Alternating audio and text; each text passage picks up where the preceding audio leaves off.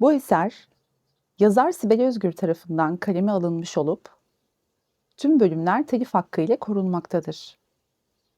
İzinsiz kopyalanamaz, çoğaltılamaz veya kullanılamaz.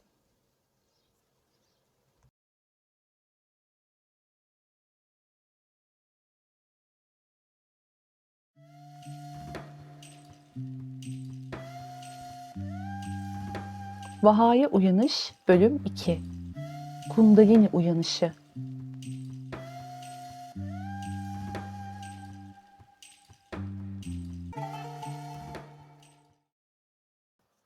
Dalgındı. Yoğun iş temposu biraz olsun zihnini oyalar diye düşünse de pek hayal ettiği gibi olmamıştı. Uzun zamandır görüşme ayarlamak için bekledikleri Katarlı büyük bir firma ile birazdan önemli bir toplantıları vardı ve bu toplantı öncesinde biraz güç toplamak için odasında dinlenmeye çekilmişti. Dev plazanın 27. katındaki ofisinden şehri seyrediyordu. Yıllardır bu plazada çalışmasına rağmen bu kadar yüksekte olma fikrine bir türlü alışamamıştı. Sabah evde olan tuhaflıkları düşünüyordu. Uyanır uyanmaz içini kaplayan o huzursuzluk hissi yine sarmıştı ruhunu. İkinci evi gibi gördüğü bu iş yeri şu an yabancı geliyor, sanki buraya ait değilmiş gibi hissediyordu. Bu durumdan rahatsız olmuştu. Toplantıya girmek için hiç de uygun bir ruh halinde değildi ama iptal edilmesi de mümkün görünmüyordu. Haftalardır bu toplantı için hazırlanıyorlardı ve Sahra hariç herkes çok heyecanlıydı. Bu ruh halini ekibe yansıtıp onların motivasyonunu da olumsuz etkilemek istemiyordu. Bu düşüncelere o kadar dalmıştı ki kapıyı çalıp içeri giren asistanı Ceyda'yı bile fark etmemişti. Zavallı genç kız Sahra'yı çok sevmekle birlikte ondan her zaman çekinmişti. İşe ilk başladığı zamanlarda Sahra'dan sağlam bir fırça yedikten sonra artık çekinerek giriyordu odasına.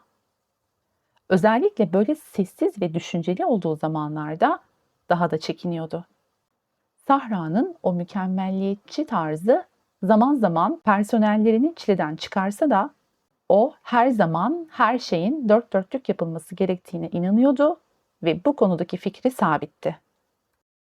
Ceyda öylece durmuş Sahra'yı seyrediyordu. Ondaki tuhaflığın o da farkındaydı. Kendisinin içeriye girdiğini bile fark etmeyecek kadar dalgın ve düşünceli olması Ceyda'yı biraz endişelendirmişti. Patlamak üzere olan bir bomba gibi oldukça gergin ve sinirli görünüyordu. Kim bilir neye kızmış ya da kime öfkelenmişti yine. Onu bu kadar geren şey neydi bilinmez ama birilerine patlayacağı kesindi ve Ceyda bu kişi olmayı asla istemiyordu. Elindeki kahveyi taşırmamaya çalışsa da heyecandan titreyen ellerine hakim olamıyordu. Ne yapacağını bilemedi. Hiç konuşmadan kahvesini önüne bırakıp çıkmayı düşündü önce. Ama toplantı saati yaklaşıyordu. Sahra'yı daldığı o yerden çıkarıp dikkatini toplantıya çekmesi gerekiyordu ama cesaretini bir türlü toparlayamıyordu. Nihayet sözcükler ağzından özgüvensiz bir tonda da olsa dökülüvermişti. Sahra Hanım. Sahra yine duymamıştı. Ceyda iyice endişelenmeye başladı. Son bir kez daha denedi şansını. Sahra Hanım, iyi misiniz? Sahra yerinden sıçradı. Ateş eden bakışlarını Ceyda'ya çevirdi. Avını köşeye sıkıştırmış aç bir aslanın karşısındaki ürkek ceylan gibi titremeye başlamıştı Ceyda. Toplantı öncesi kahve içmek isterseniz diye düşünmüştüm. Titreyen elleriyle kahveyi masanın üzerine yavaşça bıraktı ve birkaç adım geriye çekildi. Sahra bu kez bakışlarını kahve fincanına çevirmişti. Odada rahatsız edici bir sessizlik vardı. Sahra, gergin ruh haline oldukça tezat düşecek yumuşak bir ses tonuyla sordu. Söylesene Ceyda, sence ben nasıl biriyim? Ağzından alevler çıkmasını beklerken Sahra'nın böyle bir soruyu sorması Ceyda'yı bir hayli şaşırtmış, bu şaşkınlığı yüzüne yansımıştı. Fırça yemeyi beklerken hiç çalışmadığı yerden gelmişti soru. Hayran olduğu ve her konuda örnek aldığı kadının neden böyle bir soru sorma gereği duyduğuna bir türlü anlam veremiyordu. Şaşkınlığı biraz geçtikten sonra ilk aklına gelen cevabı verdi. Bence mükemmel birisiniz. Mükemmel birisiniz. Ne talihsiz bir yalan. Hayatta hiç kimse mükemmel değildir. Olamaz. Fakat Sahra'ya göre bunun sebebi mükemmel olmanın hayatın kanununa aykırı olması değildi. Ona göre mükemmellik diye bir şey hep vardı ama asla erişilemeyen bir yerlerdeydi. Bütün hayatını ona erişmek için harcamaya adamıştı. Bu onun yaşama sebebiydi. Ceyda bu cevabı verirken takdir göreceğinden neredeyse emindi ama hiç beklemediği bir tepkiyle karşılaşmıştı. Sahra'nın böyle samimiyetsiz bir cevap karşısında verdiği tepki onu sorduğu sorudan daha da fazla şaşırtmıştı. Sen berbat bir yalancısın. Ceyda bozulmuştu. Yaklaşık 3 yıldır onunla çalışıyordu ama Sahra'yı daha önce hiç böyle görmemişti. Sahra mükemmel olmadığının farkındaydı. Belki de tepkisi bu yüzdendi. Mükemmel olamamanın ve asla da olamayacak olmanın öfkesini yaşıyordu içinde. Çocukluğu kendini annesine kanıtlamaya çalışmakla geçmişti. Ama bunu asla başaramamıştı. Ne yaparsa yapsın annesi asla tatmin olmamıştı. Sanki mükemmel diye bir şey vardı ve annesi onu kızının en ulaşamayacağı yerlere saklamış, sonra da bulması için şartlamıştı. Çocukluğunda annesine kanıtlamaya çalıştığı şeyi şimdi kendine kanıtlamaya çalışıyor, resmen kendisiyle savaşıyordu. Ceyda utanmış, biraz da kızarmıştı. Bu saçma diyaloğun nereye doğru gittiği hakkında hiçbir fikri yoktu. Hemen konuyu değiştirmeye çalıştı. Sahra Hanım, 15 dakika sonra toplantı başlıyor. Hatırlatmak istedim. Yani düşünmek için 15 dakikam daha var, değil mi? Ceyda'nın kafası iyice karışmıştı. Anlayamadım efendim. Boş ver. Toplantıda görüşürüz. Ceyda, Sahra'nın bu tavrının altındaki "beni rahat bırak artık" mesajını çok net almıştı. Hemen odadan çıktı. Sahra tekrar manzaraya doğru döndü. Şehirdeki aralıksız hareket ruhunu sıkıştırıyordu. Artık kararını vermişti. Kesinlikle dinlenmeye ihtiyacı vardı. Detaylı şekilde düşünmesi gereken ciddi konular olduğunu hissediyordu. Toplantıda da oldukça dalgındı. Dikkatini bir türlü toparlayamıyordu. Kelli felli adamların sesleri beyninde yankılanıyordu sanki. Bu uğultuya daha fazla katlanacak tahammülü kalmamıştı. Bir an önce toplantıyı bitirip çıkmanın derdindeydi. Durumu personeli de fark etmişti. Bir ara Ceyda ile göz göze geldiler. Ceyda bakışlarından Sahra'nın "hadi bitirelim artık şu işi de gidelim" mesajını almıştı. Her zamanki gibi durumu profesyonelce toparladı ve imzaları atıp kısa sürede anlaşma sağladılar. Bu şirket için ciddi bir adımdı fakat Sahra için nedense pek bir şey ifade etmemişti. Sanki aylardır bu iş için heyecanlanan ve gecesini gündüzüne katıp çalışan o değil gibiydi. Bugün nedenini anlayamadığı şekilde kendini ne evine ne de iş yerine ait hissedemiyordu. Nihayet toplantı bitmişti ama Sahra'nın kafası iyice dolmuştu. Misafirleri uğurladıktan sonra direkt odasına geçti. Bir an önce evine gidip dinlenmek ve uzun uzun düşünmek istiyordu. Ceyda'yı odasına çağırdı. "Kendimi iyi hissetmiyorum. Sanırım zihinsel bir yorgunluk yaşıyorum. Yarından itibaren birkaç gün dinleneceğim. Zaten en kritik kısmını hallettik. Önemli bir durum olursa bana telefonla ulaş. Onun dışında asla rahatsız etme. Anlaşıldı mı?" "Tabii Sahra Hanım. Siz hiç merak etmeyin. İyi istirahatler." Odadan çıkmak üzereyken Sahra bir kez daha seslendi Ceyda'ya. Bu arada tebrik ederim Ceyda. Toplantıda çok iyi idare ettin. Takdir görmek Ceyda'nın çok hoşuna gitmişti. Bir yandan da Sahra'nın neden bu durumda olduğunu merak ediyor, onu sevdiği için gerçekten endişeleniyordu. Sebebini sormak istiyor fakat cesaret edemiyordu. Rica ederim, görevim demekle yetindi ve gülümseyerek odadan ayrıldı. Sahra'dan takdir cümlesi duymak çok alışkın olduğu bir durum değildi.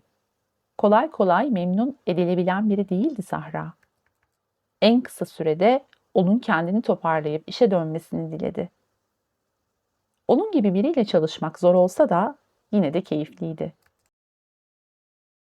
Yoğun ve zor bir iş gününün ardından nihayet evindeydi Sahra. Bugün gerçekten çok zor bitmişti. Gün içerisinde 3 önemli toplantı yetmiyormuş gibi üzerine bir de yeni başlayan personelleri için eğitim vermişti. Daha önce hiç hissetmediği kadar şiddetli bir bel ve sırt ağrısı hissediyordu.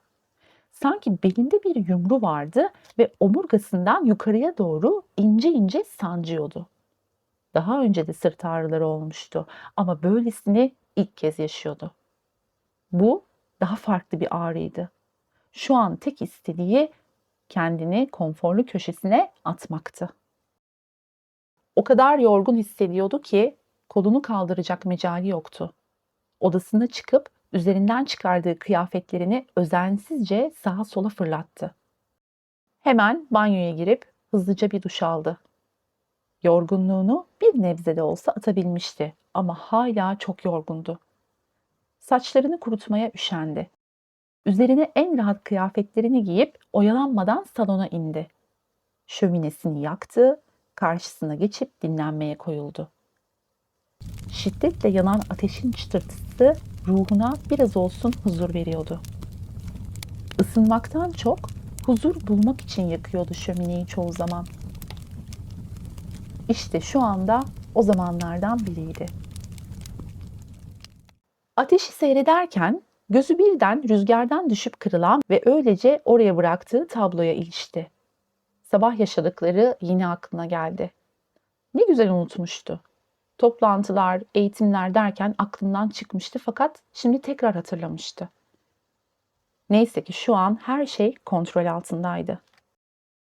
Birden akşam yemek yemeyi unuttuğunu fark etti. Ama şu anda bununla uğraşacak gücü yoktu. En cazip seçenek dışarıdan yemek sipariş etmekti. Çocukluğundan beri hazır yemeğe ve abur cubura bayılırdı zaten. Mutfakla da arası hiç iyi değildi. Sadece yemeği çok sevdiği yemekleri yapıyor, gerisiyle uğraşmak bile istemiyordu. Ne sipariş edeceğini düşünmeye koyulmuştu ki kapı çaldı. Gelinin Tunç olduğunu tahmin edercesine yavaşça yerinden kalktı. Zaten başka kim olabilirdi ki? Kapıyı açtığında Tunç bir elinde kırmızı şarap şişesi, diğer elinde büyük bir pizza kutusu ve tüm pozitif enerjisiyle karşısında duruyordu. Sahra hiçbir şey söylemeden eliyle gel işareti yaparak arkasını döndü ve tekrar yerine oturdu. Tunç bunu nasıl yapıyordu? Nasıl en ihtiyacı olduğu zamanlarda birdenbire ortaya çıkıveriyordu? Bunları düşünürken kendi kendine gülümsedi. Onun gibi bir arkadaşa sahip olduğu için kendini gerçekten şanslı hissediyordu. Tunç elindekileri sehpanın üzerine bırakıp hızlıca mutfağa gitti. 2 koca şarap kadehini alıp salona geri geldi ve o da her zamanki yerine kuruldu. İkisi de pizzalarını bitirene kadar tek kelime konuşmadı.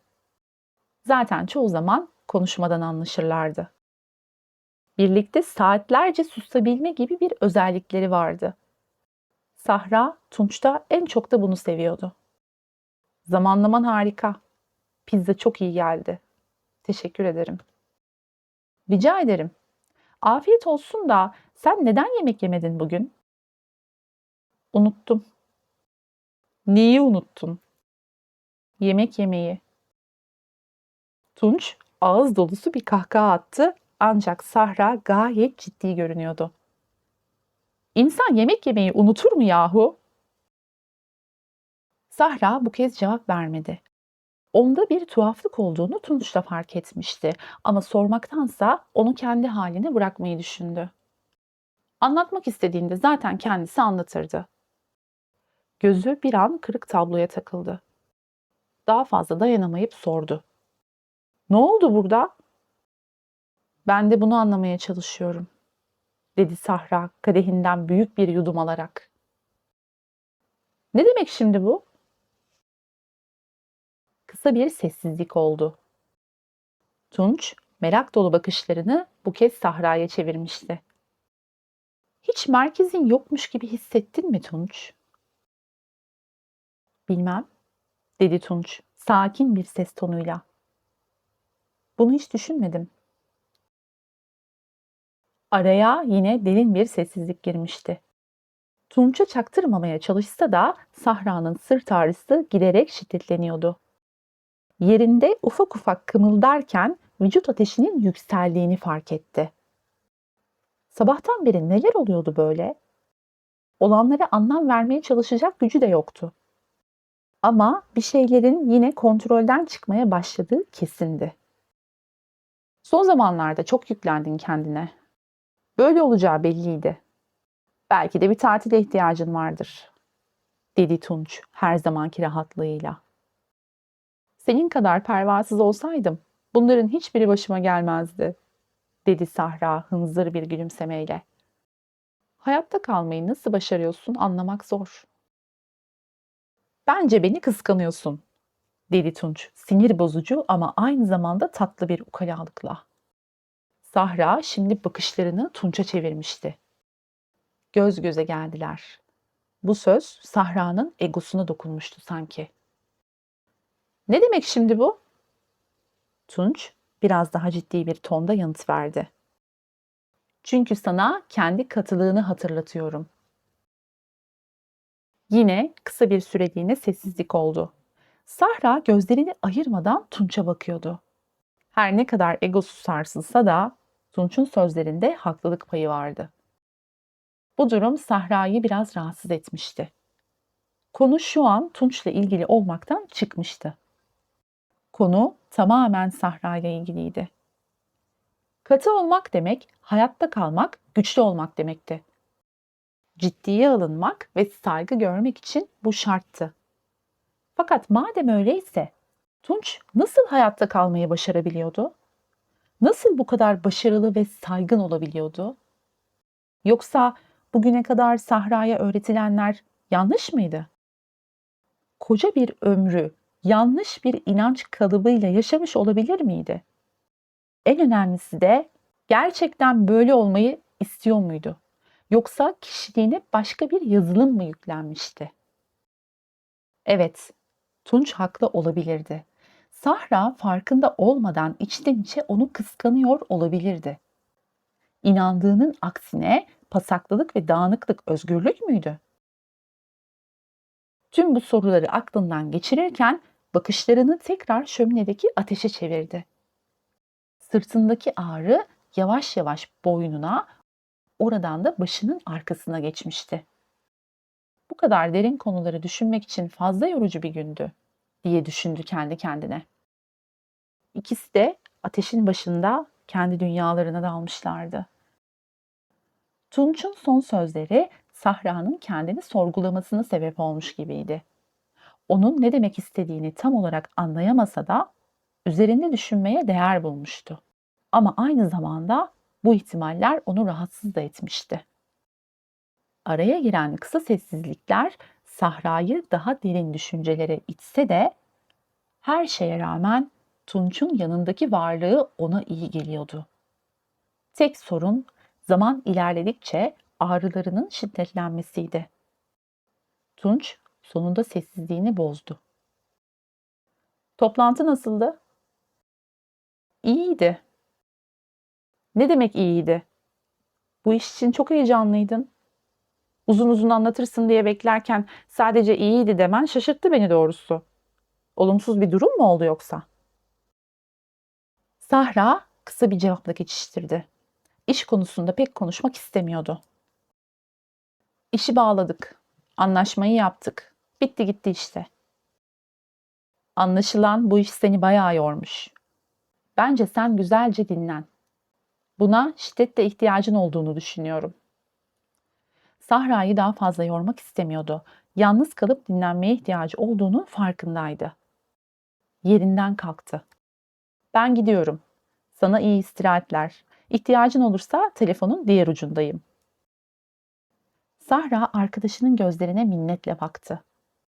Teşekkürler Tunç. İyi ki varsın. Tunç'u gönderir göndermez hemen odasına çıkıp kendini yatağa attı. Baş ağrısı giderek şiddetlenmişti. Bütün ışıkları kapattı. Şu an ışık görmeye tahammülü yoktu. Vücudunda hafif fakat endişe verici bir titreme hissetti. Daha önce hiç hissetmediği tarzda bir titremeydi bu. Tekrar kontrolü kaybettiğini hissetmeye başladı. Tıpkı yeni doğmuş bir bebek gibi yalnız ve savunmasız hissediyordu şimdi. Yatağa biraz daha gömülüp yorganını üzerine iyice çekti. İçini tuhaf bir korku kaplamıştı. Normalde yalnızlıktan pek korkmazdı ama bu gece korkuyordu nedense. Bir an önce uykuya dalıp gününü tamamlamak istiyordu. Gözlerini kapatır kapatmaz hemen uykuya daldı.